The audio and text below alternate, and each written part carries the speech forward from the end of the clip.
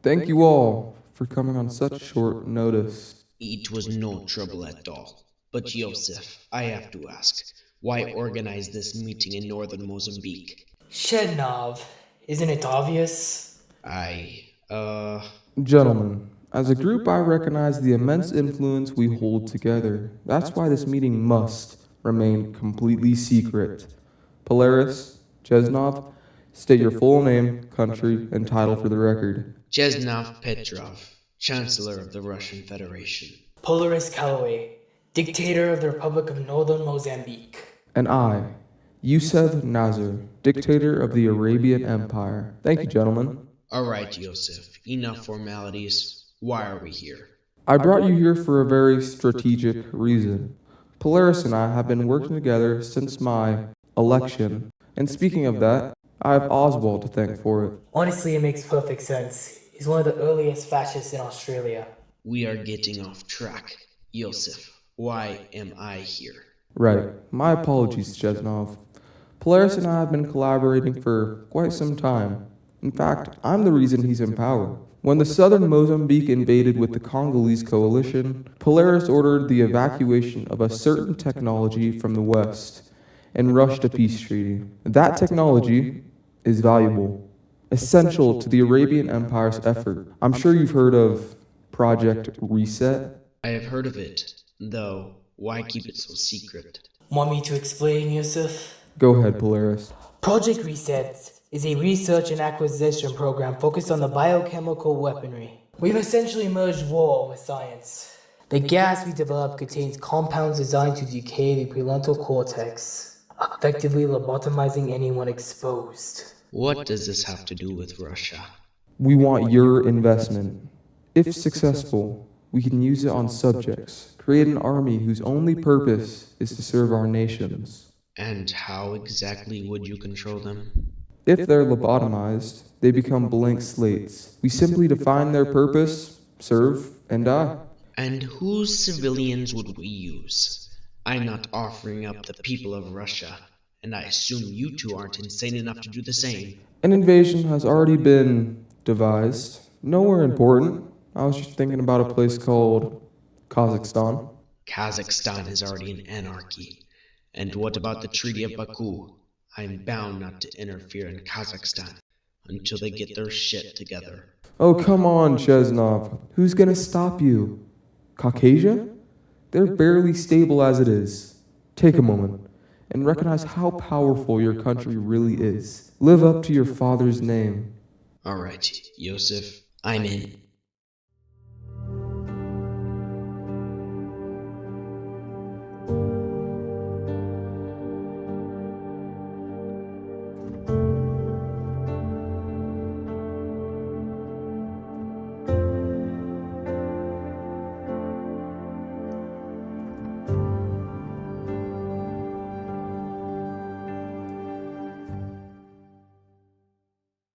Hello everybody, and today we are going to be checking out a scenario where civilization starts over. We are now on to episode 55 of our series, and we are moving right along. In the last episode, if you've not seen it, I will do a brief recap. We saw the expansion of the Arabian Empire into their neighbors, being the Little Blue Country and the Anatolian nation. But we also saw them strengthening their relations with the Brown Team and the Iranian country by forming a military alliance, known simply as the Diamond Alliance. We also saw the continuation of the Kazakhstan anarchy, in which certain groups started to do some pretty bad things, specifically being the one over here. That group was toppled, but just generally, these guys are expanding. But notably, we also saw the beginning of the battle for South America between Brazil and Peru, aka the trapezoids versus the arrows. In today's video, a lot of the events are going to be based on the events of the last episode, so once again, if you have not watched it, I would recommend that you do. But if you do enjoy today's episode of Civilization, then please consider liking and subscribing to the channel if you are new. It all helps as we are trying to reach 2,000 subscribers by the end of June. All of your support means absolutely everything, but if you want to go above and beyond, you can also hit that notification bell. You can go down and join the Discord server, and you can also join the channel memberships for perks such as early access to videos videos and exclusive members-only content. Now, I know my uploading schedule has not been the best over the past couple of weeks. I explained all of that in a short, but just in case you haven't seen it, it just explained that I was in Morocco for basically 2 weeks, and I didn't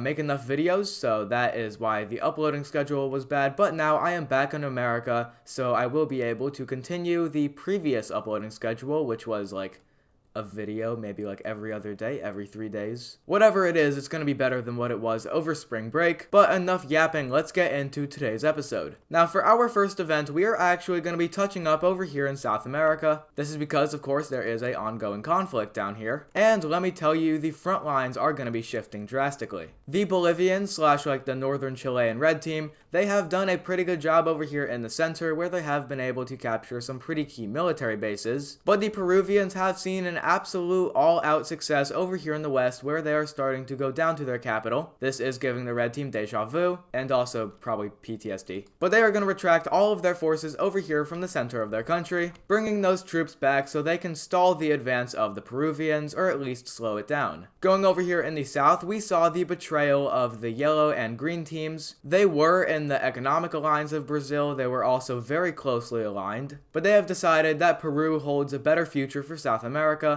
because Brazil is pretty sus. They've been doing some behind the scenes things, and that's not really going well with Paraguay and Uruguay. So they're going to continue to absolutely decimate Brazil in the south. This is mainly because they were not expecting these guys to join the war. In fact, Brazil was so confident that they actually evacuated all military from the south because, well, there's a bigger issue up here. So that is why these guys are seeing an unprecedented level of success, but that will not stay for long. Going over here to the Brazilian front line, domestically against Peru, we are going to see it expanding drastically. They start to spearhead towards the heart and core land of the Peruvian nation, cutting off a big militia. They leave the assignment of capturing the militia over to the red team, and that turned out to actually be a very bad idea, because once the red team occupies it, it's just, they're not going to do a very good job garrisoning it. That will come back to bite the Brazilians later, but they are going to sweep it under the rug as they're going to start to move further and further into Peru, my bad. But with this, we're also going to need to go up here to the north, where there is a very strong country known as Ecuador. They are on the side of Peru, and that means that they are going to be invading the puppet state that Brazil has over here by the Guyanas. On a modern standpoint, the Ecuadorians are actually going to do a pretty good job. There are a good amount of major cities over here, meaning that this area is pretty populated, and that means that the public could be swayed enough to possibly break away from the Brazilian overlords. So Ecuador is going to make it a key effort to spread a whole bunch of propaganda and pamphlets, basically saying that Brazil is oppressive and you should, break away. That would ease the war efforts on both Peru and Ecuador, and generally just the population doesn't really like Brazil. So they're going to start to consider it, but Brazil is still the strongest country in South America. It's not showing right now, because they are being beat by a whole bunch of little countries down here. Speaking of the little countries, they're actually going to be pushed back by Brazil. This is because Brazil has finally realized that these guys are not going to stop, due to the fact that they didn't garrison the south. So the counteroffensive of Brazil is going to actually do pretty well. They get pretty far into the occupied territories, but they're not able to penetrate into either the yellow or green nations. And in fact, the Uruguay country is actually going to be able to start another counteroffensive up here in the north, sort of making up for the losses of the yellow team on their front line. But back over here in the puppet state, the call to arms is going to succeed. The population of the puppet state is going to recognize the oppressive rule of Brazil, and they're going to realize that, hey, we can break away. So the populated areas of the puppet state are going to just break away. They're not in solidarity towards the Ecuadorians, neither the Arrow Alliance, but they are sort of joint in the matter that they want to get their independence, and the Ecuadorians are assisting them in that matter. They're going to be able to establish a pretty formidable stronghold very close to the puppet state capital, which at this point is full of a whole bunch of mainland Brazilian congressmen and senators, oligarchs if you want to call it that. These guys are a institutionalized oligarchy. But not anymore, as a siege on the capital has begun, and a whole bunch of the population is going to raid the, the equivalent of the White House. Eventually, special forces are going to find their way down here in the south, now getting the city from a different angle, which is really bad. But eventually, the Brazilian government is going to fire on the populations that were going into the White House equivalent, kind of like January 6th, but, Brazilian. But eventually, in contrast to the Brazilian efforts, we're going to see the rebellion successfully capture the capital. This is absolutely wonderful news for the Ecuadorians, because now they can move their full military in. Before this, they were just kind of supplying the rebellion because they were a rebellion and they didn't really have much strength. But now that they have the capital, they're going to begin to establish themselves as a nation.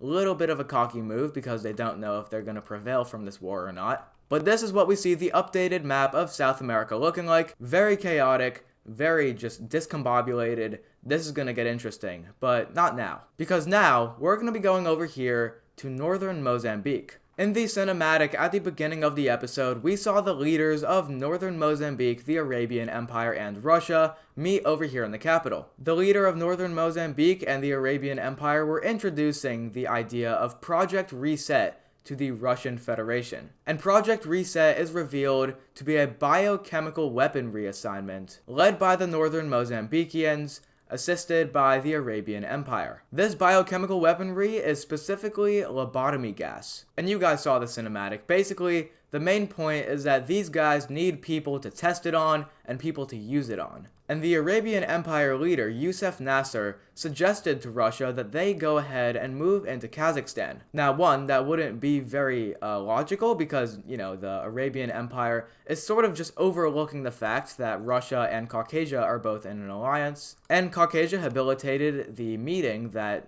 said that you can't invade Kazakhstan. So Russia is going to do some lobbying. They're going to go over here into the communist state of Caucasia, and they're going to do a little bit of staging, sort of a false flag operation. They're going to suggest that the Caucasians are a threat. Of course, Russia and the Arabian Empire are getting sort of better relations behind closed doors, but that's unbeknownst to the public. According to the public, Russia and Arabia hate each other, and Russia is just going to kick out Caucasia from their alliance as a precautionary act, and this is going to greenlight them to be able to invade Kazakhstan now that they don't really need to respect the Treaty of Baku. It's just better now that they're not in their alliance. But of course, going here to Kazakhstan, Russia is going to need sort of an excuse. I got it. Let's just stage another false flag operation, and so it will be put into motion. Russia is going to say that in the DMZ that the blue team over here established, they are starting to move into it and fire upon Russian soldiers. Of course, at this point, YouTube and social media, that's not a thing yet. This is like the late 1960s, so you can kind of compare it to the real life 1960s. But of course, it is a little bit more developed. But anyways, I'm getting off track.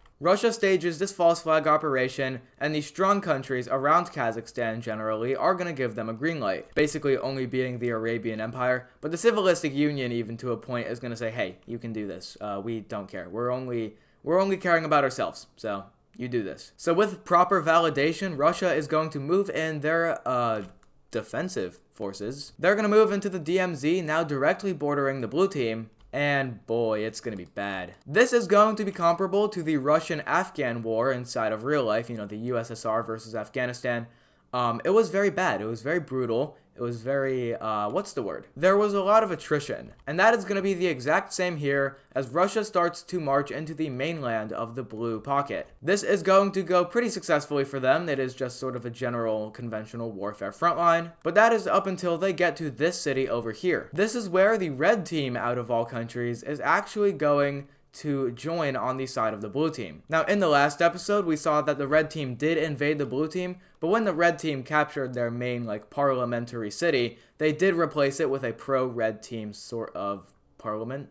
I sound like a broken record. But the red team is going to join, who is much stronger than the blue team, and actually puts up a pretty good fight against Russia, or at least the military they subsided to bring over here to Kazakhstan. So Russia is going to find their bearings down here in the south area, now moving into the south of the blue team, and moving out to establish the main sort of power against the highways. This isn't really something we've seen, but it is a major sort of sign of modern warfare. They're going to capture a major highway/road, and that is going to connect up with the red team, and this is going to allow them to easier be able to move into this area, which they do very successfully. At this point, Russia is now moving a lot more troops down here. And eventually, they're going to be able to capture that parliamentary city I was talking about earlier, and they're going to be able to capitulate the blue team. This is followed by a just general gangbang by the Russians. Once again, I sound like a broken record, but a gang cannot be one person. If it's a gangbang, which I should probably not use that term anymore, that implies that there's multiple countries. Yeah, the yellow team hates the red team,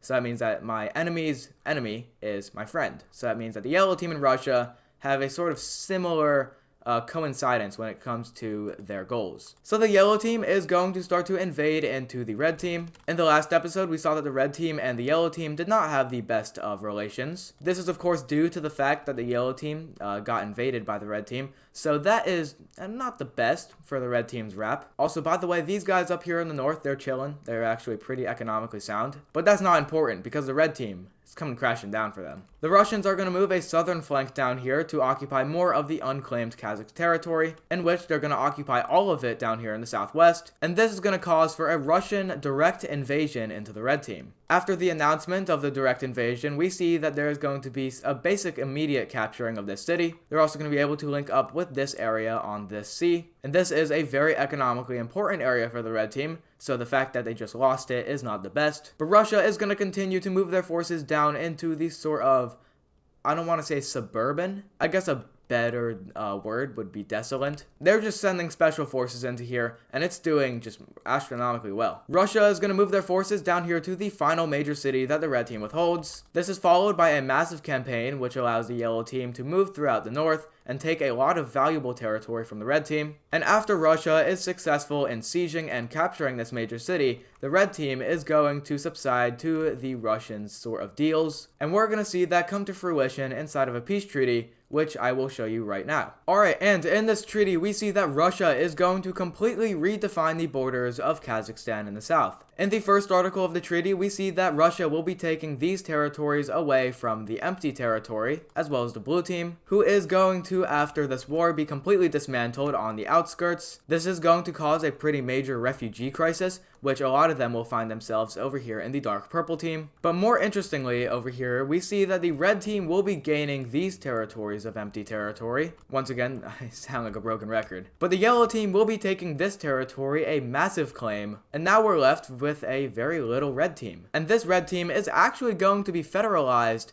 by the Russians, specifically down in this major city, but it is for a pretty good reason, because the Russians are going to be puppeting this area, and I guess which would be like southern Kazakhstan. I think it'd more be like Uzbekistan. Let me pull up my referring borders. Oh yeah, it is Uzbekistan. So I guess Uzbekistan, which is, yeah, I guess we're going to be calling it that now. They will be turned into a puppet of the Russians, and like I said, the Russians are going to extract the civilians over here with a whole load of policies and use them to test Project Reset. So basically, in turn, the civilians down here are being used for the biochemical weaponry testing. A lot of them are being moved over here to the Arabian Empire. A majority of these tests are going on over here in this part of the country. But of course, some are also happening over here in the Northern Mozambique country. And of course, some are of course happening over here in Turkmenistan, basically. Turkmenistan. At least the Russian-controlled areas of it. But yeah, I am going to stop making a word salad and just put the fries in the bag, because we're now going to be going to a different side of the continent, specifically over here in Eastern Asia.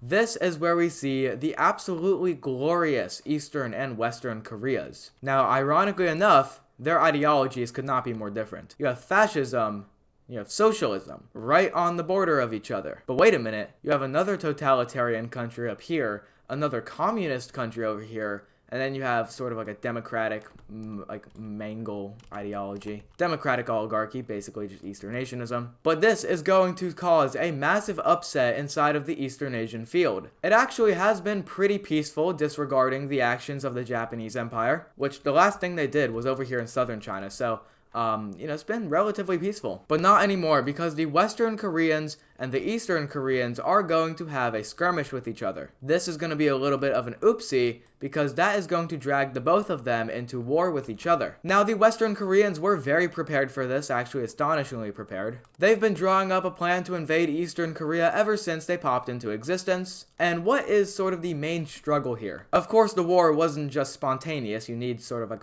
a reason. Even if it's not public, you still like have a reason. And the reason these guys are fighting is because they want to be, surprise, surprise, the successor of Korea. That's right, it's a succession. So as the Western Koreans capture a major city and siege another one, the Eastern Koreans are going to take advantage of this very narrow passageway and cut the country into two. This is going to be followed by a swift military action to sort of threaten the capital. But at this point, Western Korea is operating in sort of two areas. And one area is starting to act more autonomous from the other. But no matter, the Eastern Koreans are going to see continued success over here, now marching into the capital suburban areas. But Western Korea is going to see another sort of inbound of success down here in the center of the peninsula. This is just to protect these cities and also threaten this one. And when the front lines connect, we are going to see a military dictator down here in the south come to power. Now that's the opposite of communism. Rule by one. That's not communism. That's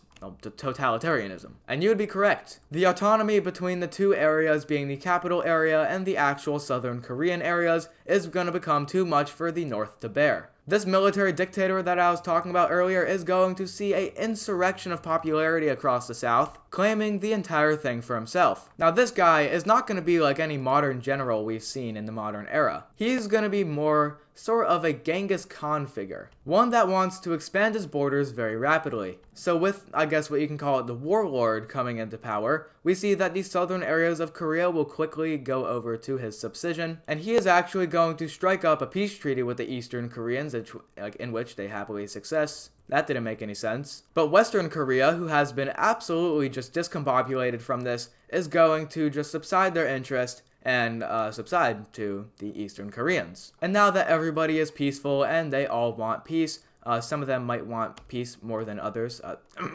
We're going to be able to see a peace treaty devised among the powers that were involved in this war, looking a little something like this. In this treaty, we see that the Eastern Koreans, I guess you could say they are the successor of this war. Western Korea is now very small and you are very big. But you also lost the entire southern part of your country over to a brand new expansionist state. So going ahead and updating the ideology map, of course the Western Koreans are still socialist, and the Eastern Koreans are still, fascist.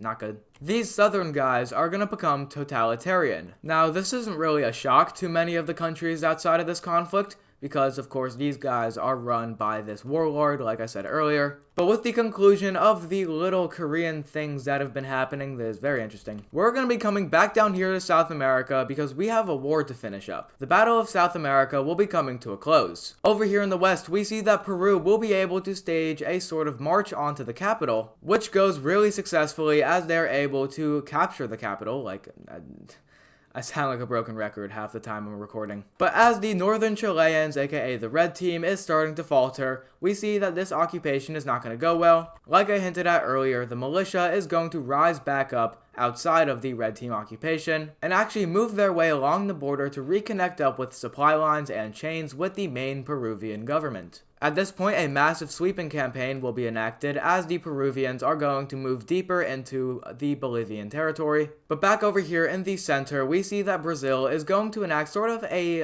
interesting policy, to say the least. They're going to take the civilians that are in the loyal parts of the puppet state, and they're going to bring them down here to fight. This initially actually does pretty well. They're able to recapture the area in which the militia occupied, and it looks like Peru is going to need a run for their money. But the policy that was stated earlier is extremely oppressive, and that means that these guys are now just going to sign up in droves, not with the Brazilians, but against the Brazilians. A lot are also going to defect over to the side of Ecuador, with it looking like this after a couple of months, and eventually the puppet state will fall to the rebellion. This is a huge blow to Brazil, as they were hoping to not have this happen. But back down here in the south, we're going to see some more success carried out by the green and yellow teams. Very just not expected. These guys are quite weak, but they are being supplied by, of course, the Peruvians. And they're going to see sort of a bounce back, an insurrection of military success, as the military ineptitude of the Brazilians is starting to show like a dog on its back. The green team will be able to make absolutely amazing strides into the south of Brazil. This is going to